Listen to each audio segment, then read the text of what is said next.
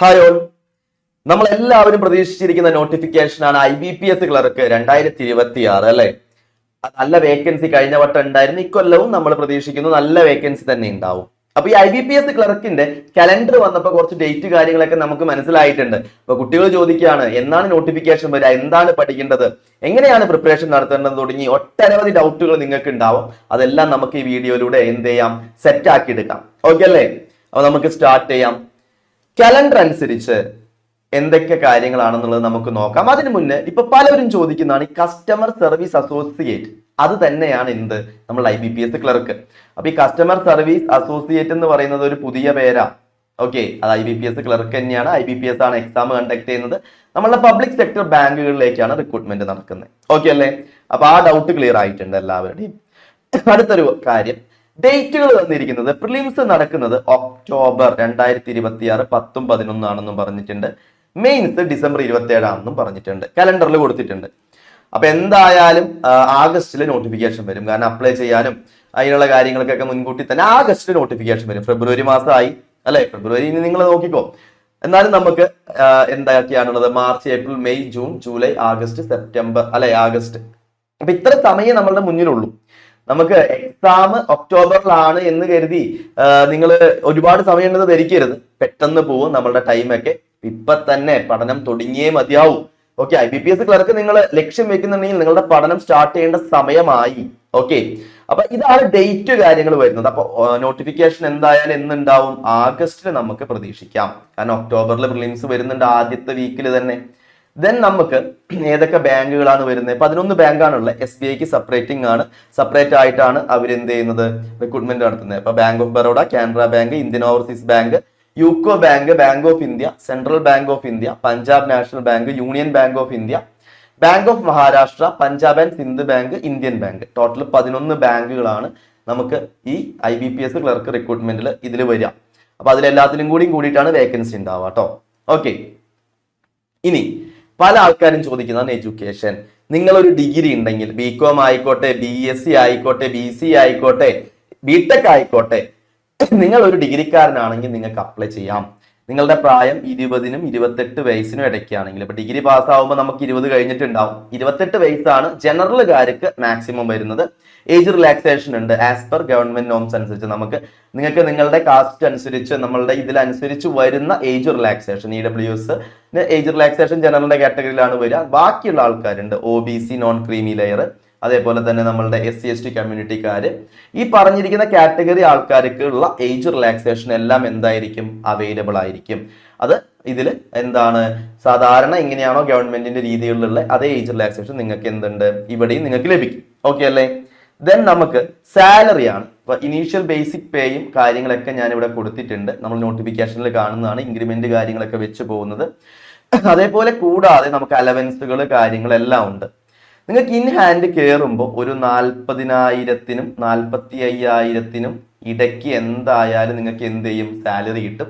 ഇനി പുതിയ ഇൻക്രിമെന്റ് കാര്യങ്ങൾ, അതായത് ശമ്പള പരിഷ്കരണമൊക്കെ വരുമ്പോൾ നിങ്ങളുടെ സാലറി എന്ത് ചെയ്യാൻ തുടങ്ങും, കൂടാനായിട്ട് തുടങ്ങും. ക്ലിയർ അല്ലേ? അപ്പൊ ഇപ്പൊ നിങ്ങൾക്ക് ഈ ഒരു അവസ്ഥയിൽ നിങ്ങൾക്ക് ഒരു 40,000-നും 45,000-നും ഇടയിലുള്ള സാലറി കിട്ടും. അത് കൂടാതെ ഒട്ടനവധി അലവൻസുകളും കാര്യങ്ങളും നമുക്ക് എന്ത് ചെയ്യും, ബാങ്ക് ജോലിയുടെ ഭാഗമായിട്ട് നിങ്ങൾക്ക് ലഭിക്കുന്നതാണ്.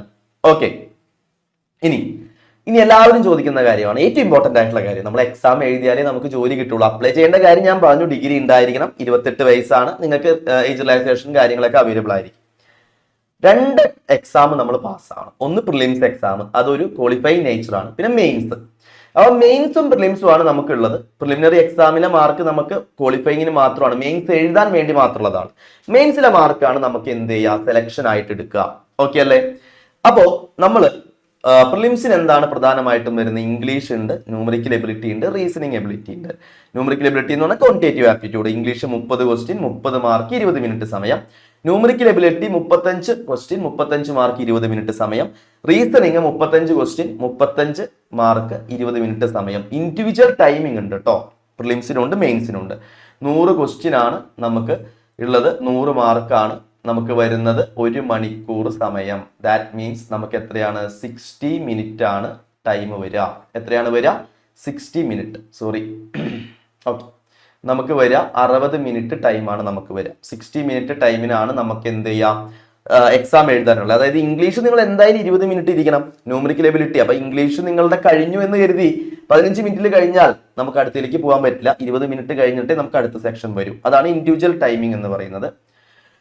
അടുത്തേക്ക് കടക്കുകയാണെങ്കിൽ നമുക്ക് മെയിൻസ് എക്സാമിലേക്ക് വരാണെങ്കിൽ reasoning ability and computer aptitude, English language, quantitative aptitude. നമ്മൾ നേരത്തെ കേട്ട ആൾക്കാർ തന്നെയാ. ജനറൽ അവയർനെസ്, GA ഏറ്റവും ഇമ്പോർട്ടന്റ് ആയിട്ടുള്ള കാര്യമാണ്. നമുക്ക് എന്താണ് വരിക, GA എന്ന് പറയുന്ന കാര്യം വളരെ ഇമ്പോർട്ടന്റ് ആണ്. അപ്പൊ ഇതിന് ഇൻഡിവിജ്വൽ ടൈമിംഗ് ഉണ്ട്, മാർക്കുകളിൽ ചെറിയ വേരിയേഷൻ ഉണ്ട്. നോക്കാം. റീസണിങ് എബിലിറ്റി 40 ക്വസ്റ്റ്യൻ ആണ്, 60 മാർക്ക്, 35 മിനിറ്റ് സമയം വരുന്നുണ്ട്. ഇംഗ്ലീഷ് ലാംഗ്വേജ് 40 മിനിറ്റ് 40 ക്വസ്റ്റ്യൻ ആണ്, 40 മാർക്കാണ്, അതേപോലെ തന്നെ 35 മിനിറ്റ് ആണ് സമയം. Quantitative aptitude 35 question 50 mark, 30 minute ആണ് ടൈം വരുന്നത്. General and financial awareness 40 question 50 mark, 20 minute ആണ് ടൈം. ടോട്ടൽ 185 ക്വസ്റ്റ്യൻ 200 മാർക്കാണ്, 2 മണിക്കൂർ 120 മിനിറ്റ് ആണ് ടൈം വരിക. ക്ലിയർ അല്ലേ? ഇപ്പൊ മെയിൻസിനും പ്രിലിംസിനും ഓൾമോസ്റ്റ് ഒരേ രീതിയിലുള്ള കാര്യങ്ങളാണ്. GA ജനറൽ അവയർനെസ്സിൽ നമുക്ക് എന്താണ് ഫിനാൻഷ്യൽ അവയർനെസ് കാര്യങ്ങൾ വരും, RBI റിലേറ്റഡ് ആയിട്ടുള്ള കാര്യങ്ങൾ, ബാങ്കിങ് അവയർനെസ്, ഇതെല്ലാം വരും. അപ്പൊ അതും നമ്മൾ കൂടെ പഠിക്കണം. അതിന്റെ കാര്യങ്ങളെല്ലാം നിങ്ങൾക്ക് എന്താണ് എൻട്രിയിൽ അതിന്റെ കോച്ചിങ് അടക്കം നിങ്ങൾക്ക് അവൈലബിൾ ആണ് കേട്ടോ. ഞാൻ ജസ്റ്റ് പറഞ്ഞു എന്നേ ഉള്ളൂ. ദെൻ നമുക്ക് അടുത്തേക്ക് പോവുകയാണെന്നുണ്ടെങ്കിൽ അപ്പൊ ഇത് രണ്ടും കഴിഞ്ഞ് നിങ്ങൾക്ക് എന്താണ് ഈ 2 എക്സാമിലും നമുക്ക് എന്തുണ്ട്, പെനാൽറ്റി ഫോർ റോങ് ആൻസേഴ്സ് ഉണ്ട്. തെറ്റുത്തരത്തിന് നമ്മളുടെ കിട്ടിയ മാർക്കിൽ നിന്ന് എന്ത് ചെയ്യും, മാർക്ക് കുറയ്ക്കും. A wrong answer to an objective question will be lead to a penalty 1/4, അതായത് 1/4. അതിന്റെ മാർക്ക് എത്രയാണോ അതിന്റെ 1/4. ഇവിടെ ഈ 60 മാർക്കൊക്കെ എന്ന് പറയുമ്പോൾ ചില ക്വസ്റ്റ്യൻസ് 2 മാർക്കിന്റെ ഉണ്ടാവും. അപ്പൊ ആ ക്വസ്റ്റ്യൻ എത്ര മാർക്കാണോ അതിന്റെ 1/4 എന്ത് ചെയ്യും, കട്ട് ചെയ്ത് പോകും. നെഗറ്റീവ് മാർക്ക് എന്ന് പറയുന്ന രീതി തന്നെ. അപ്പൊ നിങ്ങൾ ഒരു ക്വസ്റ്റ്യൻ നിങ്ങൾക്ക് അറിയില്ല, അത് ലീവ് ചെയ്തെങ്കിൽ നിങ്ങൾക്ക് എന്ത് ചെയ്യില്ല, മാർക്ക് പോവില്ല.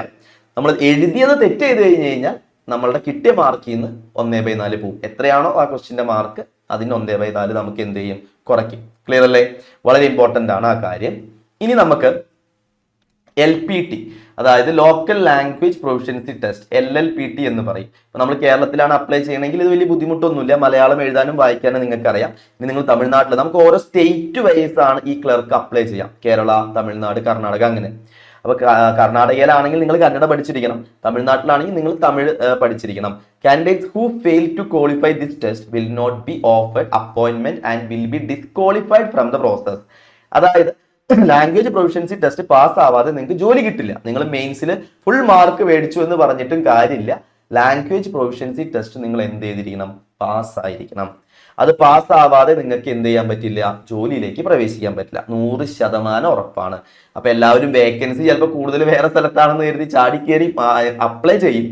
പക്ഷെ മെയിൻസ് ഒക്കെ പാസ്സായി കഴിഞ്ഞു കഴിഞ്ഞാൽ നമുക്ക് ചിലപ്പോൾ ലാംഗ്വേജ് പ്രൊഫിഷ്യൻസി ടെസ്റ്റ് തോറ്റു കഴിഞ്ഞാൽ എന്ത് ചെയ്യാൻ പറ്റില്ല, ജോലി കിട്ടില്ല. പക്ഷെ ഒരുപാട് ആൾക്കാർ എന്ത് ചെയ്യുന്നുണ്ട്, തമിഴും കന്നഡയൊക്കെ പഠിച്ച് എഴുതി അവർ ജോലിയിലേക്ക് പ്രവേശിക്കുന്നുണ്ട്. ഇപ്പൊ നമുക്ക് കേരളത്തിലും അത്യാവശ്യം നല്ല വേക്കൻസി ഉണ്ട്. മലയാളം നിങ്ങൾ പഠിച്ചിട്ടുണ്ടെങ്കിൽ നിങ്ങൾക്ക് പിന്നെ വേറെ ടെൻഷൻ വേണ്ടല്ലോ. അതാണ് ഞാൻ എടുത്ത് പറഞ്ഞത്. ഇപ്പൊ 3 സെറ്റാണ് വരുന്നത്, പ്രോസസ് ആയിട്ടാണ് വരുന്നത്. പ്രിലിംസ്, മെയിൻസ്, അതാണ് എക്സാം വരുന്നത്, ഓൺലൈൻ എക്സാം ആണ്. അതിനുശേഷം കിട്ടിയ മെയിൻസ് പാസ്സായ ആൾക്കാർക്കാണ് എന്ത് ചെയ്യാം, നമുക്ക് LPT വരാം കേട്ടോ. ഇനി ഇവിടെ എടുത്ത് പറഞ്ഞിട്ടുണ്ട്, candidate who produce 10th standard or above mark sheet certificate evidencing having study in the specified opted local language will not be required to undergo the language test. ഇപ്പൊ നിങ്ങൾ കേരളത്തിലാണ് പഠിച്ചിരിക്കുന്നത്, അപ്പോൾ നിങ്ങൾ മലയാളം നിങ്ങൾ 10ാം ക്ലാസ്സിലോ അതിന് ഉയർന്ന ക്ലാസ്സുകളിൽ പഠിച്ചിട്ടുണ്ടെങ്കിൽ നമുക്ക് പിന്നെ ആ ടെസ്റ്റ് എഴുതേണ്ട കാര്യമില്ല. നിങ്ങൾ തമിഴ്നാട്ടിലാണ് പഠിച്ചിരിക്കുന്നത്, നിങ്ങൾ തമിഴ് പഠിച്ചിട്ടുണ്ടെങ്കിൽ നിങ്ങൾക്ക് അതും പ്രശ്നമില്ലാന്ന് പറഞ്ഞ കാര്യം മനസ്സിലായോ? അപ്പൊ നിങ്ങൾ കേരളത്തിലാണെങ്കിൽ ആ ഒരു പ്രോസസ്സിലേക്ക് കൂടെ പോകണ്ട. ഇനി നിങ്ങൾ അത് പ്രൂവ് ചെയ്യാൻ പറ്റിയില്ല എന്നുണ്ടെങ്കിൽ നിങ്ങൾ പേടിക്കേണ്ട കാര്യമില്ല. നിങ്ങൾ എന്ത് ചെയ്താൽ മതി, LPT അതായത് ലാംഗ്വേജ് പ്രൊഫിഷ്യൻസി ടെസ്റ്റ് പാസ്സായാൽ നിങ്ങൾക്ക് ജോലി കിട്ടും. ഓക്കെ അല്ലേ? ക്ലിയർ. ഇനി നമുക്കൊരു സിലബസിന്റെ ഒരു ഓവർവ്യൂയിലേക്ക് പോയി കഴിഞ്ഞാൽ English, quantitative aptitude, reasoning, banking awareness, current affairs, ഇത്ര കാര്യമാണ് നമുക്ക് പ്രിലിംസിനും മെയിൻസിനും ആയിട്ട് ടോട്ടൽ ആയിട്ട് വരുന്നത്. ഇതെല്ലാം നന്നായിട്ട് നമുക്ക് ബേസ്മെന്റ് ഉണ്ട്. നമുക്ക് ആദ്യം ബേസ് ഫുള്ള് പഠിക്കണം. അത് കഴിഞ്ഞാൽ ഇതെല്ലാം ടൈം മാനേജ്മെന്റ് ആയിട്ടുള്ള എക്സാംസ് ആണെന്ന് നിങ്ങൾക്ക് മനസ്സിലായി. ടൈം വെച്ചുള്ള എക്സാം ആയതുകൊണ്ട് തന്നെ നമ്മൾ എന്ത് ചെയ്യണം, ആക്യുറസി വേണം, നെഗറ്റീവ് വരാൻ പാടില്ല. അതേപോലെ ആക്യുറസി വേണം. വിത്തിൻ ടൈം നമുക്ക് മാക്സിമം നമ്പർ ഓഫ് ക്വസ്റ്റ്യൻസ് ചെയ്യണം. അതിന് നമ്മൾ നല്ല രീതിയിൽ വർക്ക് ചെയ്യണം, പ്രിപ്പറേഷൻ ചെയ്യണം, മോക്ക് ടെസ്റ്റുകൾ ചെയ്യണം. അപ്പൊ അതുകൊണ്ട് തന്നെ ഇപ്പൊ തന്നെ നിങ്ങൾ എന്ത് ചെയ്യണം, പഠനം തുടങ്ങണം. ഒട്ടും വൈകിട്ടില്ല. നമ്മൾ നല്ല രീതിയിൽ ഇപ്പൊ തന്നെ നിങ്ങൾ എന്ത് ചെയ്യാം, പഠിച്ചു തുടങ്ങാം. അതാണ് ഈ പറഞ്ഞത്. അപ്പൊ സിലബസിനെ കുറിച്ചും ഒരു ഐഡിയ നിങ്ങൾക്ക് കിട്ടിയിട്ടുണ്ട്. ഇനി നമ്മളുടെ എൻട്രിയിലേക്ക് വരാണെങ്കിൽ നിങ്ങൾക്ക് ഏറ്റവും നല്ല ടൈമാണ് നമ്മളുടെ കോഴ്സുകൾ എടുക്കാനായിട്ട്. കാരണം നമ്മളുടെ 2 ഇയർ എക്സ്റ്റെൻഡഡ് കോഴ്സ് വാലിഡിറ്റി ആണ് നിങ്ങൾക്ക് നമ്മളുടെ ബാച്ചിലെ ക്ലാസ് എടുത്താൽ കിട്ടുന്നത്. അതായത് 1 കൊല്ലത്തെ കോഴ്സാണ്. ഇപ്പൊ നിങ്ങൾ ബേസും അതേപോലെ തന്നെ എന്താണ് നിങ്ങൾ ആക്യുറസി ലെവൽ എല്ലാം ഇമ്പ്രൂവ് ചെയ്ത് അഡ്വാൻസ്ഡ് ലെവൽ പ്രിപ്പറേഷൻ എന്ന് പറഞ്ഞാൽ മെയിൻസിന്റെ കോച്ചിങ് ആണ്. അത് കൂടാതെ നിങ്ങൾക്ക് PO പോസ്റ്റുകളിലേക്കുള്ള ഇന്റർവ്യൂ കോച്ചിങ്ങും ഡിസ്ക്രിപ്റ്റീവ് ടെസ്റ്റിന്റെ കോച്ചിങ്ങും പേഴ്സണാലിറ്റി ടെസ്റ്റിന്റെ കോച്ചിങ് എല്ലാം ഇൻക്ലൂഡഡ് ആണ് ഈ 1 ഇയർ കോഴ്സിൽ. അതിന് നിങ്ങൾക്ക് എന്ത് കിട്ടുന്നുണ്ട്? ഇപ്പോ 2 ഇയർ എക്സ്റ്റെൻഡഡ് കോഴ്സ് വാലിഡിറ്റി, 2 വർഷത്തെ വാലിഡിറ്റിയിൽ, 1 വർഷത്തെ പൈസയിൽ നിങ്ങൾക്ക് 2 വർഷത്തെ വാലിഡിറ്റിയിൽ എന്ത് ചെയ്യാൻ പറ്റും? പഠിക്കാൻ പറ്റും. അപ്പൊ നമ്മളുടെ ബാങ്ക് വിന്നേഴ്സ് ബാച്ചിന്റെ ഏറ്റവും വലിയ ബെനിഫിറ്റ് ആണ് അത്. അപ്പൊ നമ്മളുടെ ഇതില് സ്ട്രക്ചേർഡ് ആയിട്ടുള്ള സ്റ്റഡി പ്ലാൻ ആണ്. ഇപ്പൊ അപ്ഡേറ്റഡ് ആയിട്ടുള്ള ക്വസ്റ്റ്യൻസ് ഉൾപ്പെടുത്തി എങ്ങനെ നിങ്ങൾക്ക് ഇത്ര സമയത്തിനുള്ളിൽ കോഴ്സ് പഠിച്ച് നിങ്ങൾക്ക് എന്ത് ചെയ്യാം, ജോലിയിലേക്ക് പ്രവേശിക്കാൻ പറ്റും, അതിന് റിലേറ്റഡ് ആയിട്ടുള്ള രീതിയിലാണ് നമ്മളുടെ സ്റ്റഡി പ്ലാൻ സെറ്റ് ചെയ്തിരിക്കുന്നത്. നിങ്ങൾക്ക് ലൈവ് ക്ലാസ്സുകൾ അവൈലബിൾ ആണ്, ഫാക്കൽറ്റീസ് നേരിട്ടുള്ള ക്ലാസ്സുകൾ. അത് കൂടാതെ റെക്കോർഡഡ് ക്ലാസ്സസും നിങ്ങൾക്ക് നിങ്ങളുടെ ഫ്ലെക്സിബിൾ ലേണിങ്ങിന്, അതായത് നിങ്ങൾക്ക് ചില സമയത്ത് ക്ലാസ്സുകൾ കേൾക്കാൻ പറ്റാത്ത ടൈമുകളിൽ നിങ്ങൾ ബിസി ആണെങ്കിൽ നിങ്ങൾക്ക് അതിന്റെ റെക്കോർഡഡ് ക്ലാസ്, നിങ്ങൾ ഫ്രീ ആയിട്ടുള്ള സമയത്ത് നിങ്ങൾക്ക് അതിന്റെ റെക്കോർഡഡ് ക്ലാസ്സുകൾ കേൾക്കാം. Complete syllabus coverage as per latest exam pattern. പുതിയ എക്സാം പാറ്റേൺ അനുസരിച്ച് ഫുൾ സിലബസ് നമ്മൾ കംപ്ലീറ്റ് ചെയ്ത് തരും. വിത്ത് നിങ്ങൾക്ക് മെന്റർഷിപ്പ് സപ്പോർട്ടാണ്. ത്രൂ ഔട്ട് നിങ്ങളുടെ പ്രിപ്പറേഷനിൽ നിങ്ങൾക്ക് അടിപൊളിയായിട്ട് മെന്റർഷിപ്പ് സപ്പോർട്ട് ലഭിക്കും. നിങ്ങളെ പ്രോപ്പർ ആയിട്ട് ഗൈഡ് ചെയ്ത് നിങ്ങളെ മുന്നോട്ട് കൊണ്ടുപോകും. ഹൈ ക്വാളിറ്റി മോക്ക് ടെസ്റ്റുകൾ, അതേപോലെ പ്രീവിയസ് ഇയർ ക്വസ്റ്റ്യൻ പേപ്പറുകളുടെ എക്സാം പ്രാക്ടീസ് എല്ലാം നിങ്ങൾക്ക് അവൈലബിൾ ആണ്. അതേപോലെ തന്നെ നിങ്ങൾക്ക് സ്റ്റഡി മെറ്റീരിയൽസ് എല്ലാം നമുക്ക് എന്താണ് അവൈലബിൾ ആണ്. Regular doubt clearance and quiz സെക്ഷൻസും നിങ്ങൾക്ക് എന്ത് ചെയ്യും, ഇതിന്റെ ഭാഗമായിട്ട് നിങ്ങൾക്ക് കിട്ടും. 3 comprehensive e book volumes for revision. ഇത്രയ്ക്കും ഉൾപ്പെടുന്നതാണ് നമ്മളുടെ ബാങ്ക് വിന്നേഴ്സ് ബാച്ച് എന്ന് പറയുന്നത്. ഓക്കെ, അപ്പൊ ഇതിലേക്ക് അഡ്മിഷൻ എടുക്കാനും ഇതിനെക്കുറിച്ച് കൂടുതൽ ഡീറ്റെയിൽസ് അറിയാനൊക്കെ നമ്മളുടെ ഒരു ഫോൺ നമ്പർ ഞാൻ ഇവിടെ കൊടുത്തിട്ടുണ്ട്. 7736122215 എന്നുള്ള നമ്പറിലേക്ക് ജസ്റ്റ് ഒന്ന് കോൺടാക്ട് ചെയ്യാം. ഇത് കൂടാതെ തന്നെ നമുക്ക് വേറെ ഒട്ടനവധി ബാച്ചുകൾ ഉണ്ട്. അതായത് ഇപ്പൊ നിങ്ങൾ പ്രിലിംസും നിങ്ങളുടെ ബേസിക് കാര്യങ്ങളൊക്കെ സ്ട്രോങ് ആണ്, നിങ്ങൾ പ്രിലിംസ് പാസ് ആവുന്നുണ്ട്, പക്ഷെ നിങ്ങൾ മെയിൻസ് എന്ത് ചെയ്യുന്നില്ല, ക്രാക്ക് ചെയ്യുന്നില്ല. അവർക്ക് വേണ്ടിയിട്ട് നമുക്ക് റിപ്പീറ്റേഴ്സ് ബാച്ച് ഉണ്ട്. അതിൽ നിങ്ങൾക്ക് കൂടുതലും എങ്ങനെ നിങ്ങൾ മെയിൻസ് പാസ്സായി ജോലിയിലേക്ക് പോവാം, മോക്ക് ടെസ്റ്റുകൾ, പ്രിപ്പറേഷൻ സ്ട്രാറ്റജീസ്, നിങ്ങൾ ഇപ്പൊ ചെയ്തുകൊണ്ടിരിക്കുന്ന തെറ്റുകളെ നിങ്ങൾ മനസ്സിലാക്കി നിങ്ങളെ പ്രിപ്പയർ ചെയ്യുന്ന ഒരു ബാച്ചാണ്. അതും നമുക്കുണ്ട്. അതിനെക്കുറിച്ച് അറിയുന്നെങ്കിലും ഈ ഫോൺ നമ്പറിലേക്ക് ജസ്റ്റ് ഒന്ന് കോൺടാക്ട് ചെയ്യാം. അത് കൂടാതെ പല ആൾക്കാർക്കും ഇപ്പൊ ലൈവ് സെക്ഷൻസ് ഒന്നും അവർക്ക് എന്ത് ചെയ്യാൻ പറ്റില്ല, അറ്റൻഡ് ചെയ്യാൻ പറ്റില്ല. അപ്പൊ അവർക്ക് അവരുടെ ഫ്ലെക്സിബിൾ ടൈമിനായിട്ടുള്ള എന്തുണ്ട്, റെക്കോർഡഡ് സെക്ഷൻസുകൾ മാത്രമായിട്ടുള്ള ബാച്ചുകളും നമുക്ക് അവൈലബിൾ ഉണ്ട്. അതും നമുക്ക് എന്ത് ചെയ്യുന്നുണ്ട്, കോഴ്സിന്റെ ഭാഗമായിട്ട് നിങ്ങൾക്ക് അവൈലബിൾ ആണ്. ഇത് കൂടാതെ ഇപ്പൊ നമുക്ക് ബാങ്കിന്റെ കാര്യമാണ് ഞാൻ പറഞ്ഞത്. ഇത് കൂടാതെ സെൻട്രൽ ഗവൺമെന്റ് എക്സാംസ് ബാച്ച് നമുക്ക് അവൈലബിൾ ആണ്. SSC, ബാങ്ക്, റെയിൽവേ, ഈ 3 കോഴ്സുകളിലേക്കുമുള്ള ടോട്ടൽ സിലബസ് കവർ ചെയ്ത് ജോലിയിലേക്ക് പ്രവേശിക്കാനായിട്ടുള്ള നമുക്ക് സെൻട്രൽ ഗവൺമെന്റ് എക്സാം ബാച്ചും നമുക്ക് അവൈലബിൾ ആണ്. ഇപ്പൊ റെയിൽവേയുടെ കലണ്ടറുകളും റെയിൽവേ എക്സാംസും അതേപോലെ തന്നെ SSC എക്സാംസ് ഒക്കെ ഒരുപാട് വരുന്നുണ്ട് ഈ കൊല്ലം. ബാങ്കിന്റെ ഒപ്പം തന്നെ നിങ്ങൾക്ക് എന്ത് ചെയ്യാം, അതും പഠിക്കാം ആ ബാച്ചിൽ. അപ്പൊ ഇത്രയ്ക്കും കോഴ്സുകൾ നിങ്ങൾക്ക് എൻട്രിയിൽ അവൈലബിൾ ആണ്.